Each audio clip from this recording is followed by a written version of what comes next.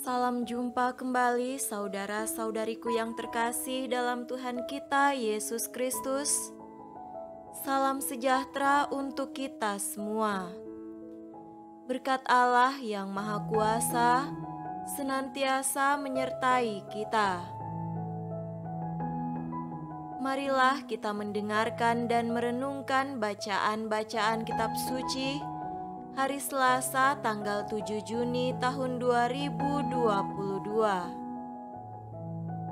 Bacaan pertama dari kitab pertama Raja-Raja pasal 17 ayat 7 sampai 16. Tetapi sesudah beberapa waktu, sungai itu menjadi kering, sebab hujan tiada turun di negeri itu.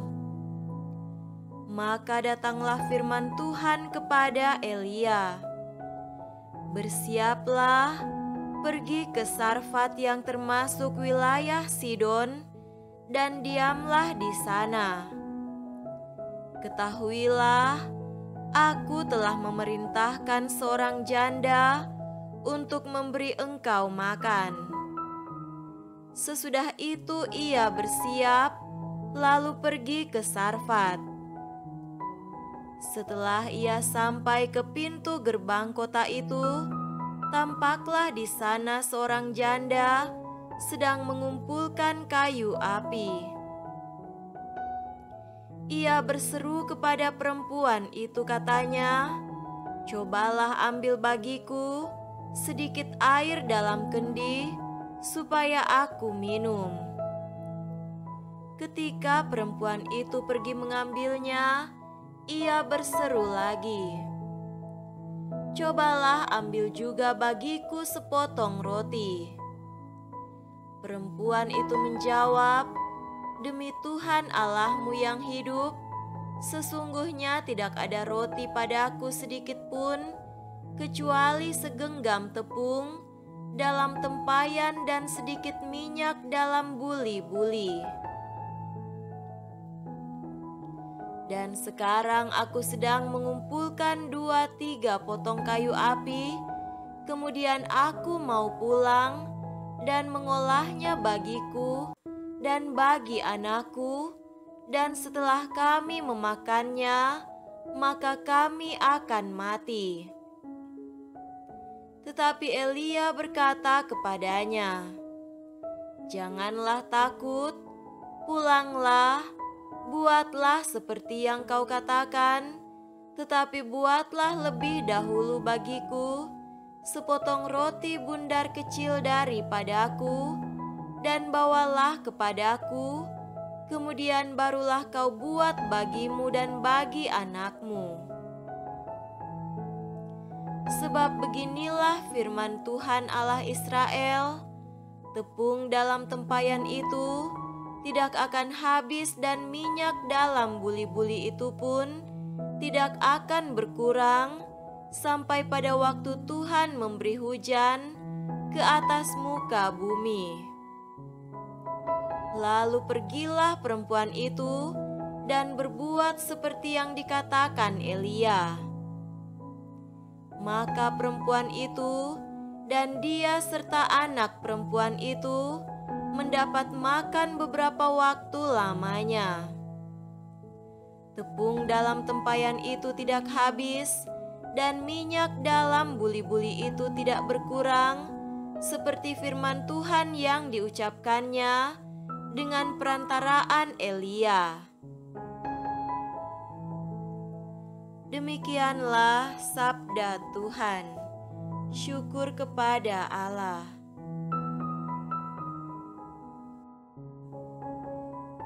Semoga Tuhan beserta kita sekarang dan selama-lamanya.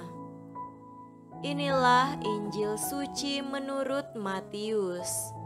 Dimuliakanlah Tuhan. Injil Matius pasal 5 ayat 13 sampai 16. Kamu adalah garam dunia. Jika garam itu menjadi tawar, Dengan apakah ia diasinkan? Tidak ada lagi gunanya selain dibuang dan diinjak orang. Kamu adalah terang dunia. Kota yang terletak di atas gunung tidak mungkin tersembunyi. Lagi pula orang tidak menyalakan pelita lalu meletakkannya di bawah gantang, melainkan di atas kaki dian, sehingga menerangi semua orang di dalam rumah itu. Demikianlah hendaknya terangmu bercahaya di depan orang, supaya mereka melihat perbuatanmu yang baik dan memuliakan Bapamu yang di sorga. Demikianlah sabda Tuhan. Terpujilah Kristus.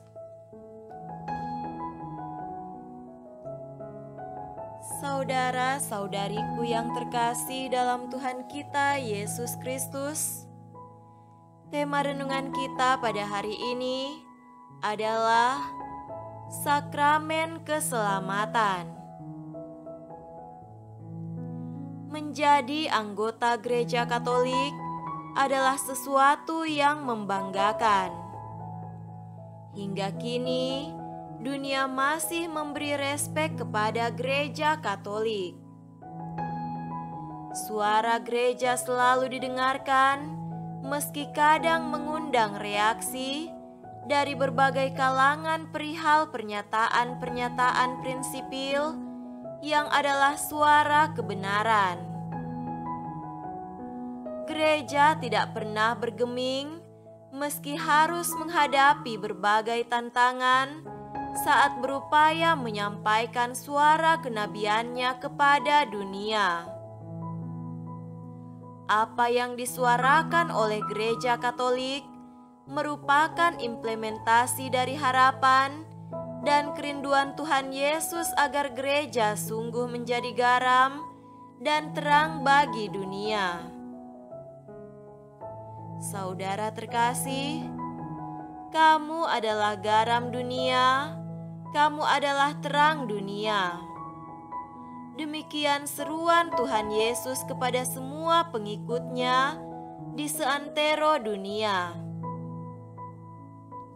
Sebagaimana garam yang berfungsi untuk memberi kelezatan dan mencegah makanan dari pembusukan, mengajarkan kepada gereja agar berupaya terus-menerus menjadikan dirinya sebagai komunitas yang layak dipercaya dunia dalam membela hak-hak kehidupan, serta menjadi teladan kesalehan hidup, serta secara kontinu melawan kemerosotan moral yang sering ditimbulkan oleh praktek hidup manusia.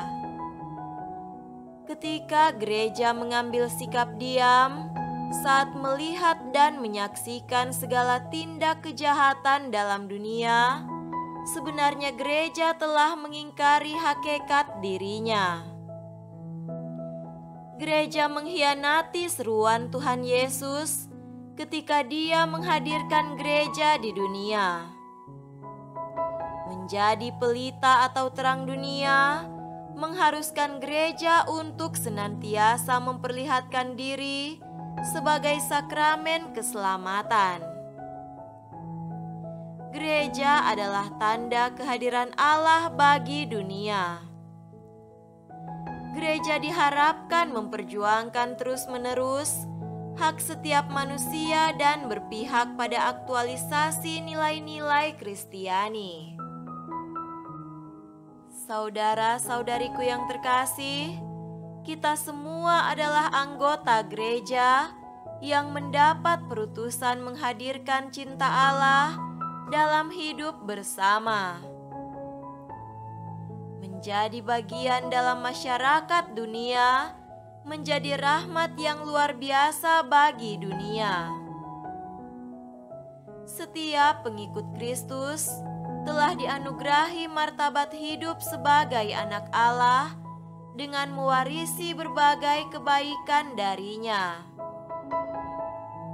Dengan penyertaan Roh Kudus, setiap pengikut Kristus diutus ke tengah dunia untuk menjadi duta-duta kasih Allah. Kewajiban setiap pengikut Kristus adalah menjaga kepercayaan Allah dalam memperkenalkan dan memberi kesaksian kasih Allah melalui sikap dan tindakannya. Semoga setiap pengikut Kristus semakin berani dan tahan uji dalam mengamalkan harapan Tuhan Yesus, yakni menjadi garam dan terang dunia. Semoga demikian. Amin.